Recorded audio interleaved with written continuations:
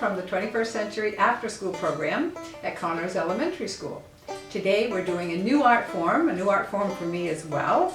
It's called Wycinanki, and it's a Polish word for paper cut designs. And I have had a ball this morning just doing one of these folk arts. So these are paper cuts, and they're intricately designed and cut out. And it's known all around Eastern Europe in these countries: Ukraine, Belarus, Poland, and no one's exactly sure how this got started, but they think this is the story. Years ago, they didn't have windows in their houses, so they would put up sheepskins and they would cut some holes in the sheepskins to have some air or maybe a little bit of light. But after a while, they put up these Wycinanki art forms. So it's the Polish art forms. And yeah, very interesting. So this is the one that I made.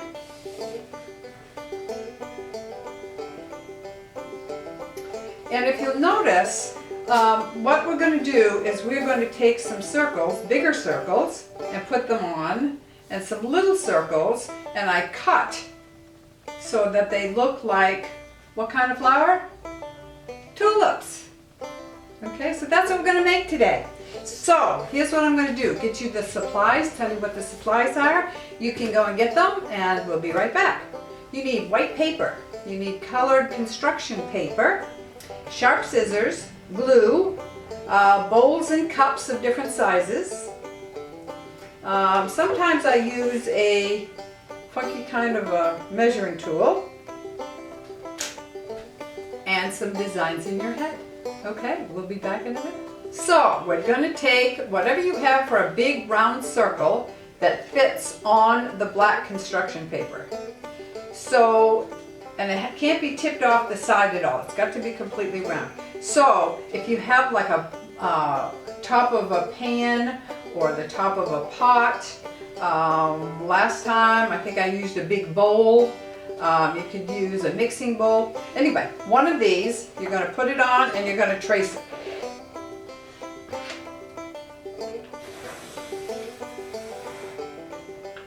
And just as you would suspect, you're going to cut it out.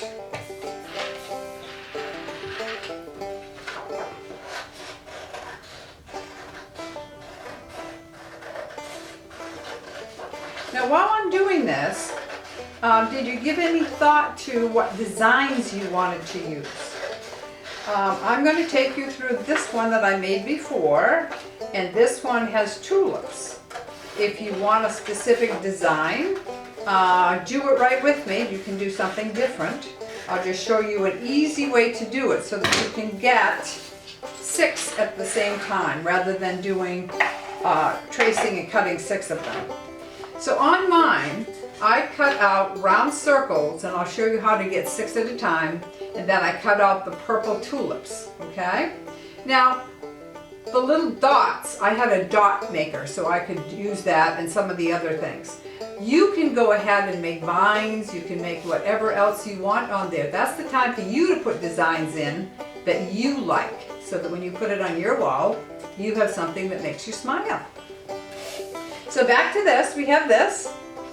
Put that aside. Now, I'm going to take the same blue that I had for my circles. I'm going to fold it once, like this. I'm going to then fold it 3 times. 1, 2, 3. Now, I'm now going to take my circle, trace my circle, and this is going to make 6 circles exactly the same. Because when you make one of these folk art designs, your eye would catch something that might look a little bit different from another one. So we do the best we can, and nothing ever comes out perfect. You have to realize that. And then we just glue these on, glue or tape.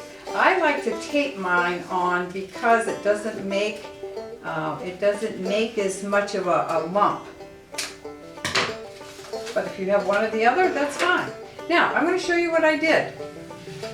I cut mine off because I didn't fold mine very well. That's my first mistake. My second mistake is if I put these all around, am I going to have enough for 6 of them? Or even 5? No, we need them to touch almost the outer edge, but they all can't overlap. See? So, I didn't measure correctly, so I happen to have another one right here, and now I'm going to take, oh, let me see, I think I'm going to take purple this time. So again, we take and we fold this, and we make very sure that our squares, that the paper is folded right along the line, and we have an edge, and then we take and we make sure that that circle is going to make 6 exactly the same. The biggest mistake that I find doing this is that, and I did the same thing, I didn't carefully fold enough, so I had ends chopped off my circle. So now we're going to get 6 even squares. I know it. I can feel it. I want to say thank you to my son Rick, who is doing all the videotaping, and he does such a good job in helping me. As you know, I'm not very computer literate, and videotaping is probably out of my league, although I'm learning more about it. Also learning more about being on the camera, which was very frightening at first. So now we have 6 purple circles. So we have our black. Now, if I wanted to save these, I could do that, and I could just recut a bigger circle. And that's probably what I'm going to do right here. I'm just going to cut a different circle, and I'm going to use this one, I think. Or I might use something different. I don't know what I'm going to use right this minute, because they don't fit. Okay, so we're starting out with our purple circles, and what we're going to do is we're going to make a tulip. So we're going to make some zigzags. And we're going to go across the top of the tulip, and so if you can see that, and then I'll cut it out so that you can see it a little bit better. Okay? But across the tulip, it has some points, and that's what we're cutting out now. And it's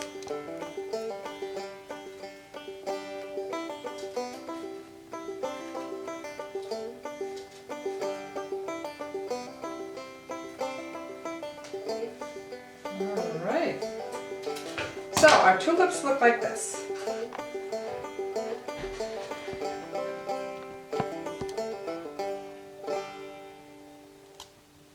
Okay, so just like on mine, we're going to put the tulips on top of the blue circles. Okay, so now I have my circles, and I've put them on already, so I'm hoping you did that. If you didn't, you can stop this video anytime and catch up. Again, on the big things, I use tape, because the tape is easier to use than the glue, because the glue gets all over everything sometimes. The smaller things, I will definitely use the glue. Okay, so you're going to tape those on, and so all of yours should look like this. All of them should have the purple on the blue, and I will do mine later. What I need you to do now is to look at this, and this is a piece of grass, and we're going to cut that out of a piece of green paper. And what I've done, in order to get so many at a time, I just lay this down on the edge, on the fold. So I'm going to get 4 of these, and I'm going to trace it, and I'm going to cut it out, and I'm going to get 4 copies. If you use that fold, you're going to get 4, then you only have to make, how many more? 2. Okay. So I did that, And I haven't glued mine on, but I will show you at the end when I do glue mine on. Okay? All right.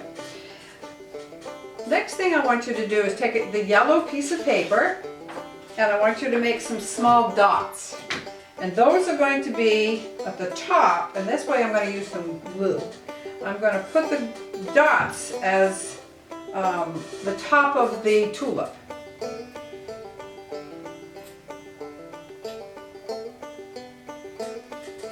1, 2,